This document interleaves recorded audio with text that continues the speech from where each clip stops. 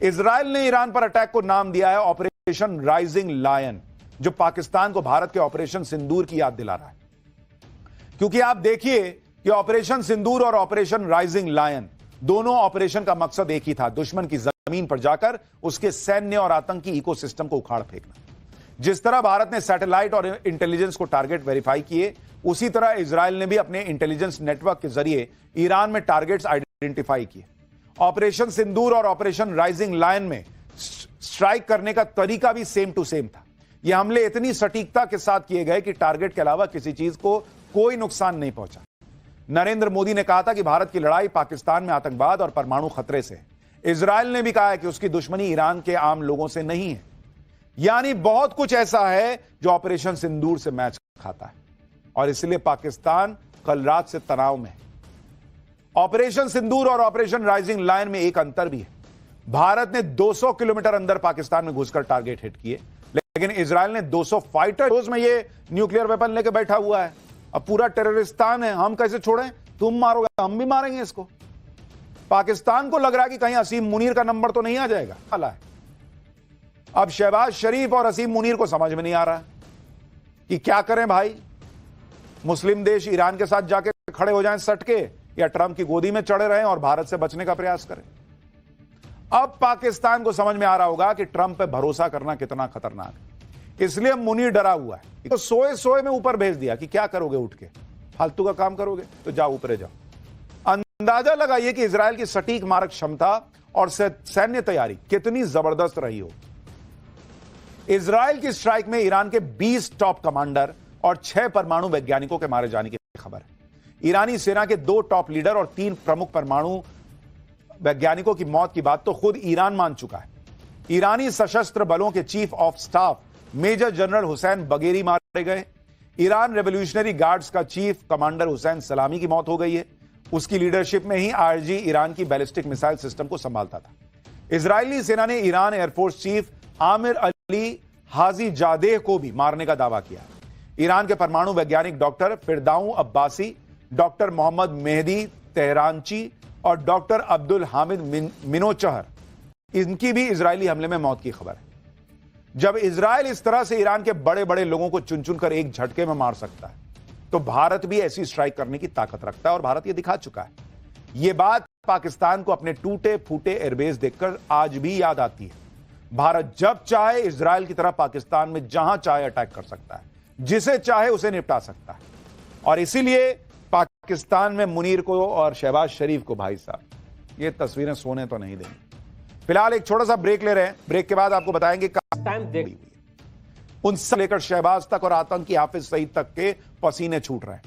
Israel ने Iran पर attack को नाम दिया है ऑपरेशन राइजिंग लायन, जो पाकिस्तान को भारत के ऑपरेशन सिंदूर की याद दिला रहा है।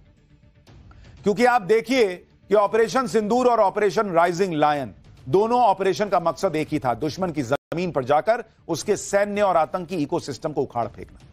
जिस तरह भारत ने सैटेलाइट और इंटेलिजेंस को टारगेट वेरीफाई किए, उसी तरह इजराइल ने भी अपने इंटेलिजेंस नेटवर्क के जरिए ईरान में टारगेट्स आइडेंटिफाई किए। ऑपरेशन सिंदूर और ऑपरेशन राइजिंग लायन में स्ट्राइक करने का तरीका भी सेम टू सेम था। ये हमले इतनी सटीकता के साथ किए गए कि टारगेट के अलावा किसी चीज को कोई नुकसान नहीं पहुंचा। नरेंद्र मोदी ने कहा था कि भारत की लड़ाई पाकिस्तान में आतंकवाद और परमाणु खतरे से है। इजराइल ने भी कहा है कि उसकी दुश्मनी ईरान के आम लोगों से नहीं है। यानी बहुत कुछ ऐसा है जो ऑपरेशन सिंदूर से मैच खाता है और इसलिए पाकिस्तान कल रात से तनाव में है। ऑपरेशन सिंदूर और ऑपरेशन राइजिंग लायन में एक अंतर भी है। भारत ने 200 किलोमीटर अंदर पाकिस्तान में घुसकर टारगेट हिट किए, लेकिन इजराइल ने 200 फाइटर में ये न्यूक्लियर वेपन लेकर बैठा हुआ है। अब पूरा टेररिस्तान है, हम कैसे छोड़ें? तुम मारोगे, हम भी मारेंगे इसको। पाकिस्तान को लग रहा है कि कहीं असीम मुनीर का नंबर तो नहीं आ जाएगा। अब शहबाज शरीफ और असीम मुनीर को समझ में नहीं आ रहा कि क्या करें भाई। मुस्लिम देश ईरान के साथ जाके खड़े हो जाएं सट के, या ट्रंप की गोदी में चढ़े रहें और भारत से बचने का प्रयास करें। अब पाकिस्तान को समझ में आ रहा होगा कि ट्रंप पे भरोसा करना कितना खतरनाक है, इसलिए मुनीर डरा हुआ है। तो सोए सोए में ऊपर भेज दिया कि क्या करोगे, उठ के फालतू का काम करोगे तो जाओ ऊपर जाओ। अंदाजा लगाइए कि इजराइल की सटीक मारक क्षमता और सैन्य तैयारी कितनी जबरदस्त रही हो। इजराइल की स्ट्राइक में ईरान के 20 टॉप कमांडर और 6 परमाणु वैज्ञानिकों के मारे जाने की खबर है। ईरानी सेना के 2 टॉप लीडर और 3 प्रमुख परमाणु वैज्ञानिकों की मौत की बात तो खुद ईरान मान चुका है। ईरानी सशस्त्र बलों के chief of staff major general Hossein Bagheri मारे गए। ईरान रेवोल्यूशनरी गार्ड्स का चीफ कमांडर हुसैन सलामी की मौत हो गई है। उसकी लीडरशिप में ही आईआरजी ईरान की बैलिस्टिक मिसाइल सिस्टम को संभालता था। इजरायली सेना ने Iran air force chief Amir Ali Hajizadeh को भी मारने का दावा किया। ईरान के परमाणु वैज्ञानिक डॉक्टर फिरदाऊ अब्बासी, डॉक्टर मोहम्मद मेहदी तेहरानची और डॉक्टर अब्दुल हामिद मिनोचहर, इनकी भी इजरायली हमले में मौत की खबर है। जब इजराइल इस तरह से ईरान के बड़े बड़े लोगों को चुन चुनकर एक झटके में मार सकता है, तो भारत भी ऐसी स्ट्राइक करने की ताकत रखता है और भारत यह दिखा चुका है। यह बात पाकिस्तान को अपने टूटे फूटे एयरबेस देखकर आज भी याद आती है। भारत जब चाहे इजराइल की तरह पाकिस्तान में जहां चाहे अटैक कर सकता है, जिसे चाहे उसे निपटा सकता है। और इसीलिए पाकिस्तान में मुनीर को और शहबाज शरीफ को, भाई साहब, ये तस्वीरें सोने तो नहीं देंगी। फिलहाल एक छोटा सा ब्रेक ले रहे हैं। ब्रेक के बाद आपको बताएंगे टाइम देखकर धोखा खा जाते हैं। और ये है सैनिक 710। इजराइल ने ईरान पर अटैक को नाम दिया है ऑपरेशन राइजिंग लायन, जो पाकिस्तान को भारत के ऑपरेशन सिंदूर की याद दिला रहा है। क्योंकि आप देखिए कि ऑपरेशन सिंदूर और ऑपरेशन राइजिंग लायन दोनों ऑपरेशन का मकसद एक ही था, दुश्मन की जमीन पर जाकर उसके सैन्य और आतंकी इकोसिस्टम को उखाड़ फेंकना। जिस तरह भारत ने सैटेलाइट और इंटेलिजेंस को टारगेट वेरीफाई किए, उसी तरह इजराइल ने भी अपने इंटेलिजेंस नेटवर्क के जरिए ईरान में टारगेट्स आइडेंटिफाई किए। ऑपरेशन सिंदूर और ऑपरेशन राइजिंग लायन में स्ट्राइक करने का तरीका भी सेम टू सेम था। यह हमले इतनी सटीकता के साथ किए गए कि टारगेट के अलावा किसी चीज को कोई नुकसान नहीं पहुंचा। नरेंद्र मोदी ने कहा था कि भारत की लड़ाई पाकिस्तान में आतंकवाद और परमाणु खतरे से है। इजराइल ने भी कहा है कि उसकी दुश्मनी ईरान के आम लोगों से नहीं है। यानी बहुत कुछ ऐसा है जो ऑपरेशन सिंदूर से मैच खाता है और इसलिए पाकिस्तान कल रात से तनाव में है। ऑपरेशन सिंदूर और ऑपरेशन राइजिंग लायन में एक अंतर भी है। भारत ने 200 किलोमीटर अंदर पाकिस्तान में घुसकर टारगेट हिट किए, लेकिन इजराइल ने 200 फाइटर में ये न्यूक्लियर वेपन लेकर बैठा हुआ है। अब पूरा टेररिस्तान है, हम कैसे छोड़ें? तुम मारोगे, हम भी मारेंगे इसको। पाकिस्तान को लग रहा है कि कहीं असीम मुनीर का नंबर तो नहीं आ जाएगा। हाल है अब शहबाज शरीफ और असीम मुनीर को समझ में नहीं आ रहा कि क्या करें भाई। मुस्लिम देश ईरान के साथ जाके खड़े हो जाएं सटके, या ट्रंप की गोदी में चढ़े रहें और भारत से बचने का प्रयास करें। अब पाकिस्तान को समझ में आ रहा होगा कि ट्रंप पे भरोसा करना कितना खतरनाक है।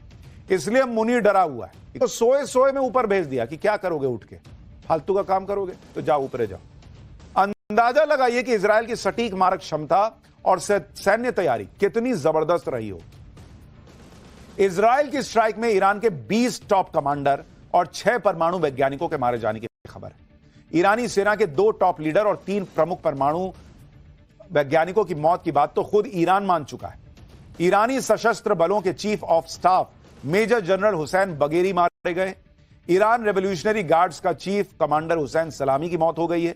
उसकी लीडरशिप में ही आईआरजी ईरान की बैलिस्टिक मिसाइल सिस्टम को संभालता था। इजरायली सेना ने Iran air force chief Amir Ali Hajizadeh को भी मारने का दावा किया। ईरान के परमाणु वैज्ञानिक डॉक्टर फिरदाऊ अब्बासी, डॉक्टर मोहम्मद मेहदी तेहरानची और डॉक्टर अब्दुल हामिद मिनोचहर, इनकी भी इजरायली हमले में मौत की खबर है। जब इजराइल इस तरह से ईरान के बड़े बड़े लोगों को चुन चुनकर एक झटके में मार सकता है, तो भारत भी ऐसी स्ट्राइक करने की ताकत रखता है और भारत यह दिखा चुका है। यह बात पाकिस्तान को अपने टूटे फूटे एयरबेस देखकर आज भी याद आती है। भारत जब चाहे इजराइल की तरह पाकिस्तान में जहां चाहे अटैक कर सकता है, जिसे चाहे उसे निपटा सकता है। और इसीलिए पाकिस्तान में मुनीर को और शहबाज शरीफ को, भाई साहब, ये तस्वीरें सोने तो नहीं देंगी।